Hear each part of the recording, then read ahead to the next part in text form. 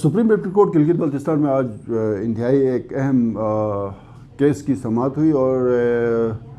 हौसला अफजा बात यह है कि गिलगित बल्तिस्तान में जो लॉ एंड ऑर्डर की सिचुएशन है उस हवाले से जो आला अदलिया है अब उसने भी नोटिस लेना शुरू कर दिया है। और ये केस बेसिकली ज़िला दियामिर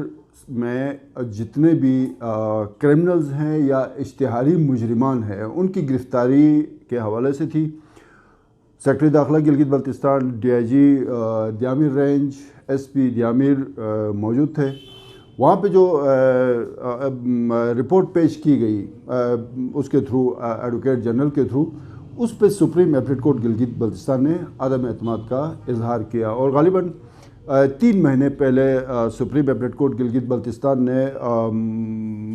महकमा पुलिस को हुक्म दिया था कि ज़िला दियामिर से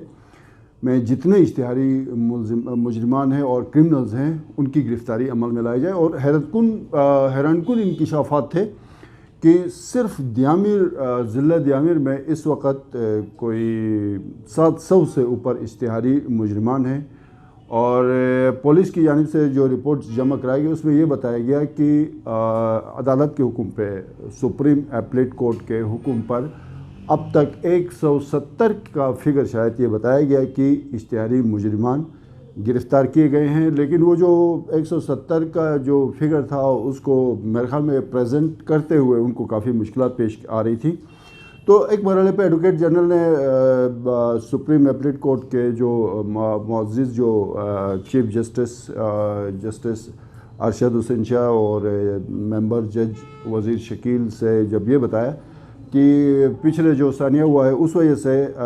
कहीं हमारे लिए ख़तरात हैं कि हम अगर ये ऑपरेशन तेज़ करते हैं तो ऐसे वाक़यात, तो उस पर chief justice supreme appellate court के बड़े सख्त रिमार्क्स थे। उन्होंने कहा जी आप रियासत को इतना कमज़ोर समझ रहे हैं कि किसी ऑपरेशन में अगर पुलिस की शहादतें हुई हैं तो उस पर आप ये कहें कि जी अब हम और कोई काम नहीं कर सकते हैं, या आप इसको रियासत की कमज़ोरी ज़ाहिर करके पेश कर रहे हैं। तो जस्टिस अरशद हुसैन शाह साहब ने वाज़ेह तौर पे ये बता दिया कि रियासत किसी तौर पे भी कमज़ोर नहीं है और क्रिमिनल्स और इश्तिहारी मुजरिमान के हवाले से जो ऑपरेशन का अदालत उज़्मा ने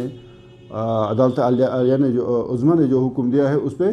कोई समझौता नहीं होगा। और उसमें एक जो ख़ास बात जो चीफ जस्टिस सुप्रीम कोर्ट ने बताई वो ये थी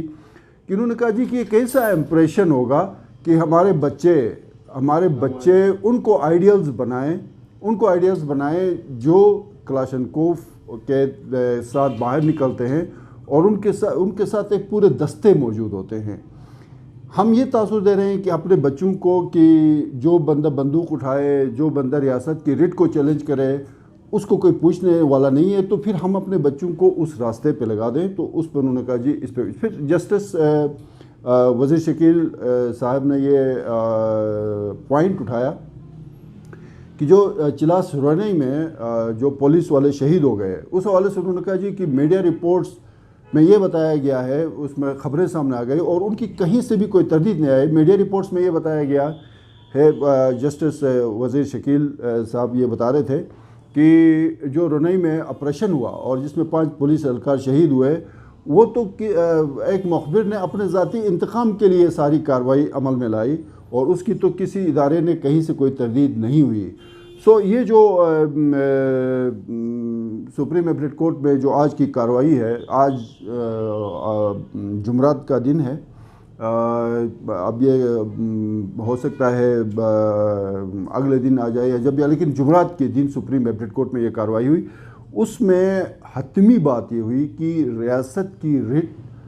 को चैलेंज करने की किसी को इजाज़त नहीं दी जाएगी। और सुप्रीम एपीलेट कोर्ट के चीफ जस्टिस ने डीआईजी रेंज को ये वाज़ेह तौर पर बता दिया और सेक्रेटरी दाखिला को भी कि इश्तिहारी मुजरिमान और क्रिमिनल्स के ख़िलाफ़ जो भी कार्रवाई होगी उसमें रेंजर्स, एफसी या जो भी कानून नाफिज करने वाले इदारे जो भी रिक्वायरमेंट है वो उसमें कोई कमी बेशी नहीं होगी। और सेक्रेटरी दाखिला को ये हुक्म दिया कि वो रोज़ाना की बुनियाद पे निगरानी करें जो दियामिर में इश्तिहारी मुजरिमान के ख़िलाफ़ कार्रवाई के हवाले से जो अदालत ने अहकाम दिए हैं। और अदालत ने ये भी पूछा एडवोकेट जनरल से, DIG द्यामिर रेंज से, कि इंस्पेक्टर जनरल पुलिस कहाँ है। तो उस पर अदालत को बताया गया कि वो इंस्पेक्टर जनरल पुलिस हुंजा गए हैं, चूँकि आज वहाँ पे जो रुनई ऑपरेशन में शहीद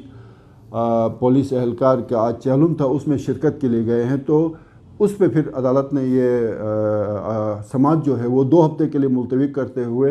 ये हुक्म दिया कि अगली समाअत में इंस्पेक्टर जनरल पुलिस खुद हाजिर हो जाएं अदालत में, और साथ साथ इस पूरे 2 हफ्ते के दौरान जो भी कार्रवाई होती है उसकी मुफस्सिल रिपोर्ट पेश की जाए। और इसमें भी ये मैं बताता चलूँ कि अदालत ने पहले तो 1 हफ्ते का टाइम दिया था, लेकिन एडवोकेट जनरल की दरख्वास्त पे कि 1 हफ्ता बहुत शॉर्ट टाइम है, उस पे अदालत ने फिर इनको 2 हफ्ते का टाइम दिया। और 2 हफ्ते का मतलब ये है कि शायद इस केस की अगली समाअत जो होगी वो या 18 या 19 सितंबर की होगी, और मेरे ख्याल में जो अगली समाअत होगी वो बहुत ज़्यादा अहम होगी, और इंशाल्लाह उस समाअत के बाद फिर एक नई वीडियो के साथ हाजिर होंगे।